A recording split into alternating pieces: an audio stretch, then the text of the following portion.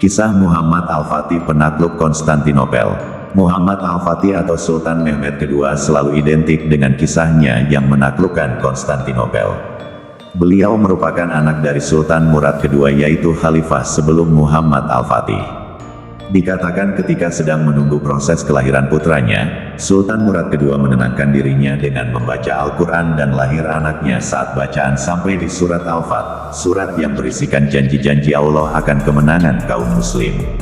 Merujuk buku yang berjudul Muhammad Al-Fatih karya Abdul Latif Talib, beliau dilahirkan oleh Permaisuri Aisyah, istri Sultan Murad II pada 27 Rajab 835 H bertepatan dengan tanggal 29 Maret tahun 1432 Masehi di Adrianopolis, yang sekarang lebih dikenal dengan kota Edirne perbatasan Turki, Bulgaria, setelah 8 tahun pengepungan kota Konstantinopel oleh ayahnya.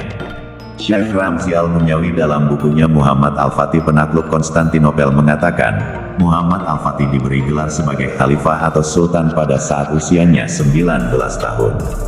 Beliau menjadi sultan ke-7 dari silsilah para sultan dinasti Utsmani. Sejarah singkat Muhammad Al-Fatih. Muhammad Al-Fatih diangkat menjadi gubernur Amasya saat umurnya baru menginjak 6 tahun. Setelah 2 tahun memimpin Amasya, Muhammad Al-Fatih dipindah tugaskan ke Manisa oleh ayahnya. Mengutip buku Muhammad Al-Fatih 1453 karya Felix Y. Xiao, saat di Manisa, Muhammad Al-Fatih dikelilingi oleh ulama-ulama terbaik pada zamannya dan mempelajari berbagai disiplin ilmu. Baik itu yang berkaitan dengan Al-Quran maupun ilmu-ilmu lainnya seperti safaka Islam, ilmu fiqh, bahasa, astronomi, matematika, kimia, fisika, serta teknik perang dan militer. Sultan Murad II mengetahui jika anaknya memiliki sifat yang keras. Tetapi beliau menganggap bahwa sifat yang dimiliki anaknya bisa menjadi modal utama dalam belajar dan menjadi pemimpin.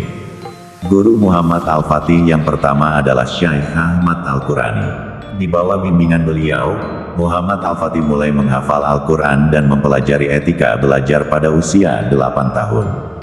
Saat belajar, Syekh Ahmad Al-Qurani tidak berperilaku istimewa dan mencium tangannya, seperti yang dilakukan ulama-ulama lain. Beliau justru tidak segan menegur Muhammad Al-Fatih dengan keras jika melanggar syariah Allah. Guru kedua Muhammad Al-Fatih adalah Syekh Haq Syamsuddin. Berbeda dengan guru pertamanya, Syekh Haq Syamsuddin adalah ulama yang berpengaruh dalam membentuk mental Muhammad Al-Fatih.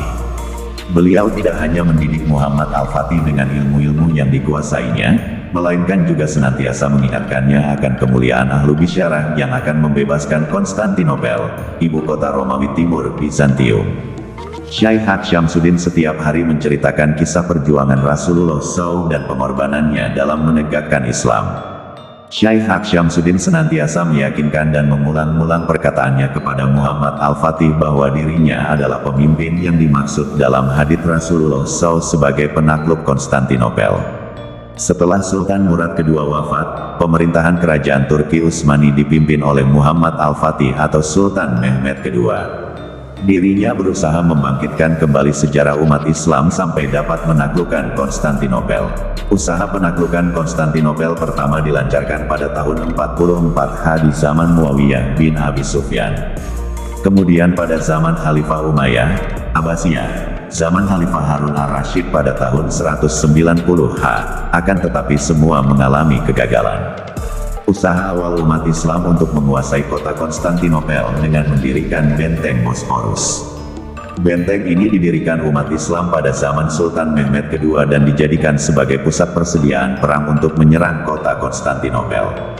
Akhirnya kota Konstantinopel berhasil jatuh di tangan umat Islam pada tanggal 29 Mei tahun 1453 M. Setelah memasuki Konstantinopel, di sana terdapat gereja Hagia Sophia yang kemudian dijadikan masjid bagi umat Islam.